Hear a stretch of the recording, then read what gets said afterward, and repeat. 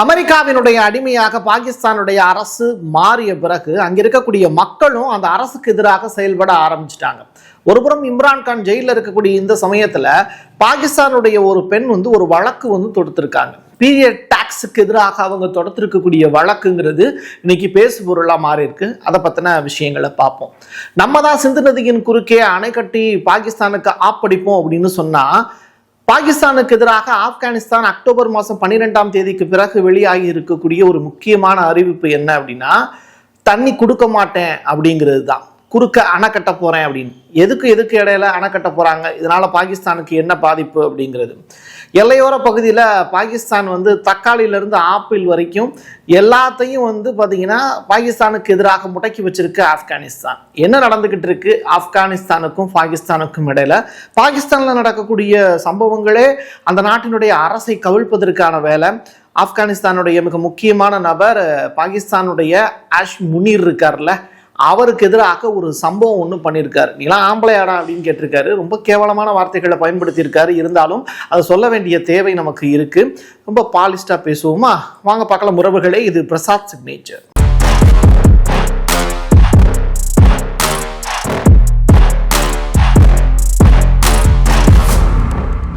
நம்ம ஊர்ல தக்காளியினுடைய விலை எவ்வளவுன்னு உங்களுக்கே தெரியும். இன்னைக்கு தேதிக்கு 60 ரூபாய் அப்படின்னு சராசரியா வித்துக்கிட்டு இருக்காங்க. பட் பாகிஸ்தானில் இருக்கக்கூடிய மக்கள்லாம் தக்காளி எவ்வளோ ரூபா கொடுத்து வாங்குறாங்க தெரியுமா? 600 ரூபாய் கொடுத்து வாங்கிட்டு இருக்காங்க. எப்படி இவ்வளவு பெரிய விலை உயர்வு இருக்கு அப்படின்னு சொல்லி கேட்டா, பக்கத்து நாடு தானே, அப்போ அவ்வளோ பெரிய தட்பவெப்பநிலை மாற்றங்கள்லாம் இருக்காது அப்படின்னு சொல்லி கேட்டா, அங்கே ஒரு செயற்கையான தட்டுப்பாடை ஆப்கானிஸ்தான் அரசு ஏற்படுத்திக்கிட்டு இருக்காங்கிறது தான். நம்முடைய ரூபாய் மதிப்பில் இப்போ டாலருக்கு இணையாக அப்படின்னு சொல்லி பார்க்கும்போது ஒரு 88 ரூபான்னு வச்சுக்கோங்களேன். பாகிஸ்தானில் அது 281 ரூபா அப்படின்னு மதிப்பிடப்படுது. அப்போது ஒரு டாலருக்கு 2.13 டாலருக்கு ஒரு தக்காளியினுடைய 1 கிலோ தக்காளியினுடைய ரேட்டு விற்கப்படுது. ஆப்கானிஸ்தான்ல இருந்து அதிகமான அளவில் ஏற்றுமதி எங்கே நடக்குது அப்படின்னா பாகிஸ்தானுக்கு நடக்குது தக்காளி ஏற்றுமதி. ஆப்பிளுடைய ஏற்றுமதியும் அதிகமான அளவில் நிறுத்தி வச்சிருக்காங்களாம் தாலிபான்கள். என்ன காரணம் அப்படின்னு சொல்லி விசாரிச்சப்போ, முதல்ல எல்லையோரத்தில் நடக்கக்கூடிய பிரச்சனைகளை பற்றி பார்த்துடலாம் அப்படின்னு சொல்லிட்டு முக்கியமான முடிவுக்கு வராங்க. அக்டோபர் மாதம் 12ஆம் தேதி அவங்க 2 பேருக்கு இடையில நடத்தப்பட்ட தாக்குதல் அப்படிங்கிறது தான் இப்போ பேசு பொருளாக மாறி இருக்கு. இதன் காரணமாக எல்லையோரத்தில் குறிப்பாக டோர்காம் அப்படிங்கிற எல்லை பகுதியில் 500 கண்டெய்னர்கள் தக்காளி, அதுக்கு பிறகு ஆப்பிள் உள்ளிட்ட பொருட்கள் எல்லாத்தையுமே நிப்பாட்டி வச்சிருக்காங்களாம். இதனால எவ்வளவு லாஸ் பாகிஸ்தானுக்கு ஏற்பட்டிருக்கு அப்படின்னா, இறக்குமதியை அதிக அளவில் சார்ந்திருக்காங்க பாகிஸ்தான். சரியா?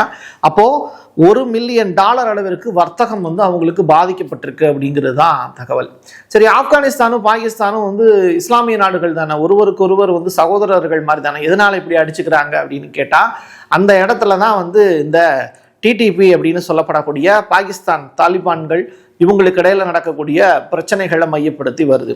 ஸோ ஷரீப் அரசுக்கு எதிராக அது ஒரு பெரிய தலைவலியையும் உண்டாக்கியிருக்கு அப்படின்னு சொல்றாங்க.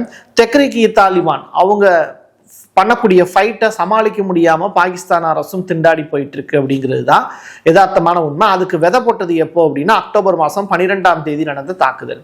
இதுல சொந்த நாட்டு மக்களையே பாகிஸ்தான் கொலை பண்ணாங்க அப்படிங்கிறது, 22 பேர் இறந்து போன செய்தியை நம்ம பார்த்துருந்தோம். அதனுடைய நீட்சி தான் இப்ப தொடர்ச்சியாக நடந்துகிட்டு இருக்கு. ஸோ தாலிபான்கள்ல ஒரு குரூப்பாக இருக்கக்கூடிய இந்த டிடிபி அப்படிங்கிற அந்த குரூப் என்ன சொல்றாங்க, அதனுடைய தலைவர் ஒருத்தர் காசிம் அப்படின்னு சொல்லிட்டு ஒருத்தர் இருக்கார். அவருடைய தலைக்கு கூட 10 கோடி ரூபாய் கொடுப்போம் அப்படின்னு சொல்லிட்டு பாகிஸ்தான் அரசு அறிவிச்சிருக்காங்க. அவரை பத்தி தகவல் கொடுத்தீங்கன்னா போதும், அவரை தூக்கிடுவோம் அப்படிங்கிற மாதிரி அனௌன்ஸ் பண்ணியிருக்காங்க. அதாவது என்ன சொல்றாரு, எதனால அவர் மேல இவ்வளவு கோபம்னா, வெவ்வேறு வீடியோக்கள் பாகிஸ்தானுடைய உளவு அமைப்புக்கு எதிராக, பாகிஸ்தான் அரசுக்கு எதிராக ஆப்கானிஸ்தான் சைட்ல இருந்து வீடியோக்களை வெளியிட்டுக்கிட்டு இருக்காங்க. அதுல ஒரு பகுதி அப்படிங்கிறது ரொம்ப முக்கியத்துவம் வாய்ந்தது. என்னன்னா, உயர் அதிகாரிகள் போருக்கு வரட்டும், பொதுமக்களை போர்ல ஈடுபடுத்த வேண்டாம். இப்போ ஆஷிப் முனீர் இருக்காரு அப்படின்னா, அவர் போருக்கு வர சொல்லு, நீ உண்மையிலேயே ஆம்பளை தானா அப்படிங்கிற கேள்வியை அங்க இருக்கக்கூடிய காசிம் அவர்கள் கேட்டிருக்காரு. இது முனீர் அவர்களை ரொம்ப பெரிய அளவுல கோவப்படுத்தியிருக்கு. காரணம் என்னன்னா, ரொம்ப பெரிய அளவில் அடிமை தேசமாக இருந்த ஆப்கானிஸ்தான் தாலிபான்களை வச்சு அமெரிக்கா ஆப்கானிஸ்தானை அடிமைப்படுத்த நினைச்சிது. அதே தாலிபான்கள் தன்னுடைய மக்களுடைய நலன் கருதி அங்கே ஆட்சியில் அமர்ந்துட்டாங்க. இந்தியாவோடையும் நட்புறவுல இருக்காங்க. அப்படிப்பட்ட தாலிபான்கள் இப்போ என்ன பண்றாங்க அப்படின்னா, பாகிஸ்தான் அரசுக்கு எதிராக தனது போர் முழக்கத்தை ஏற்பட்டாங்க. காரணம் என்னன்னா எல்லையோர பிரச்சனைகள் அப்படிங்கிறது. ஸோ இந்த எல்லை பிரச்சனைகள் இருக்கிறதுனால ஆப்கானிஸ்தானுக்கும் பாகிஸ்தானுக்கும் இடையில தொடர்ச்சியாக இந்த கடந்த ஒரு மாதத்துல மட்டும் இவ்வளவு பெரிய ப்ராப்ளம்ஸ் வருது. இது மட்டும்தான் பிரச்சனையா அப்படின்னு கேட்டா கிடையாது. 1979 சோவியத் யூனியன் ஒரு பெரிய ஒரு ப்ராப்ளத்தை கிரியேட் பண்ணாங்க. எங்க அப்படின்னா ஆப்கானிஸ்தான்ல. ஸோ ஆப்கானிஸ்தானில் இருக்கக்கூடிய மக்கள் எல்லாமே அகதிகளாக பாகிஸ்தானுக்கு போனாங்க. அப்படிப்பட்டவங்க இன்னமும் பாகிஸ்தானில் வீடுகள் எடுத்து தங்கியிருக்காங்க. அப்போ ஆப்கானிஸ்தான் அகதிகள் பாகிஸ்தானில் இருக்காங்கல்ல, அந்த இடம் தான் இப்போ பிரச்சனைக்கு காரணம். அப்போது பாகிஸ்தானில் இருக்கக்கூடிய நபர்கள், ஆண்மகன்கள் என்ன பண்ணுறாங்க அப்படின்னா, அந்த அகதிகள் முகாமுக்குள்ளே இருக்கக்கூடிய பெண்களை துன்புறுத்துறாங்க அப்படிங்கிற மாதிரி ரிப்போர்ட்டு. இது டிடிபி அப்படிங்கிற அந்த குரூப்புக்கு பிடிக்கல, இங்கே ஆப்கானிஸ்தானில் இருக்கக்கூடிய குரூப். ஸோ இதுதான் அடித்தளமான பிரச்சனை அப்படின்னு சொல்கிறாங்க. ஸோ தன்னுடைய மக்களை அடிமைப்படுத்தி வச்சிருக்கு பாகிஸ்தான். அகதிகளை தொடர்ச்சியாக டார்ச்சர் பண்ணுறாங்க. அதை கண்டிக்க வக்கில்லாத அரசு, ஷெரீப் அரசு ஏன் பதவியில் நீடிக்கணும் அப்படிங்கிறது தான் இப்போ தாலிபான்கள் சைடில் சொல்லக்கூடிய விஷயம். அதனால தான் ஆப்கானிஸ்தானுக்கும் பாகிஸ்தானுக்கும் இடையில இவ்வளோ பெரிய பிரச்சனை இருக்கு. ஸோ இது எல்லாத்தையும் தாண்டி பொதுமக்களையே வதைக்கிறியா, அப்போ உன்னுடைய பொதுமக்களையும் நான் கண்டிப்பாக ப்ராப்ளத்துக்கு உள்ளாக்குவேன், அரசுக்கு நெருக்கடி கொடுத்து உன்னுடைய ஆட்சியவே காலி பண்ண பாறேன் அப்படின்னு சொல்லிட்டு இப்போ பாகிஸ்தானுக்கு நெருக்கடி கொடுக்கக்கூடிய வகையில் ஒரு சம்பவம் ஒன்று பண்ணியிருக்காங்க. அது என்ன அப்படின்னா, பாகிஸ்தானுக்கு தண்ணி போகுது இல்லை, அந்த தண்ணியை நிப்பாட்டிட்டா குடிக்கிறதுக்கே தண்ணி இல்லைன்னா மக்களுக்கிடையில ஒரு பெரிய கிளர்ச்சி ஏற்படும். அந்த கிளர்ச்சியை பயன்படுத்தி ஒரு பெரிய ஆட்சி மாற்றத்தை ஏற்படுத்தலாம். இம்ரான்கானை மறுபடியும் கொண்டு அரியணையில உட்கார வைக்கணும் அப்படிங்கிறது தான் ஆப்கானுடைய எண்ணப்பாடா இருக்கு. அதுல ஒரு பகுதியா என்ன பண்றாங்க, தாலிபான்களுடைய தலைவர் மௌலாவி கிபாட்டுல்லா அப்படிங்கிற நபர் ஒரு அனௌன்ஸ்மெண்ட் ஒன்று கொடுக்குறாரு. அது என்ன சொல்றாரு, பாகிஸ்தானுக்குள்ள நீர் பாயிறத நாங்க தடுத்து நிப்பாட்டுவோம். குனார் நதி அப்படின்னு சொல்லிட்டு ஒரு நதி இருக்கு. அந்த நதி பாகிஸ்தானுக்கும் ஆப்கானிஸ்தானுக்கும் இடையில, ஆப்கானிஸ்தான்ல இருந்தா உருவாகுது. இது இந்து குஷ் அப்படின்னு சொல்லிட்டு ஒரு மலை இருக்கு ஆப்கானிஸ்தான்ல, அதுல இருந்து உருவாகுது. இது 480 கிலோமீட்டர் பாகிஸ்தானுக்கும் ஆப்கானிஸ்தானுக்கும் இடையில பயணிக்குது. இது கடைசியா சிந்து நதியில போய் கலக்குது. சிந்து நதிக்கு குறுக்கே அணை கட்டி பாகிஸ்தானுக்கு நீர் தரமாட்டோம் அப்படின்னு எப்படி இந்தியா மிரட்டல் விடுத்தாங்களோ, இந்தியாவோட நட்பு நாடா இருக்கக்கூடிய ஆப்கானிஸ்தான் இப்ப பாகிஸ்தானை காப்படிக்கக்கூடிய வகையில இந்த குனார் அப்படிங்கிற அந்த நதியின் குறுக்கே அணை கட்ட போறோம் அப்படிங்கிற அனௌன்ஸ்மெண்ட்டை தாலிபான்களுடைய தலைவர் இப்ப கொடுத்திருக்காரு. இது பாகிஸ்தானுக்கு ஒரு பெரிய தலைவலியா மாறி போய் நிக்குது. தண்ணி இல்லாம போச்சு அப்படின்னா நிச்சயமாக ஆட்சி மாற்றம் ஏற்படுவதற்கான வாய்ப்பு இருக்கு. அது அமெரிக்கா தலையிட்டு ஆட்சி மாற்றத்துக்கு காரணமாக இருப்பதற்கான வாய்ப்புகள்லாம் இல்லை.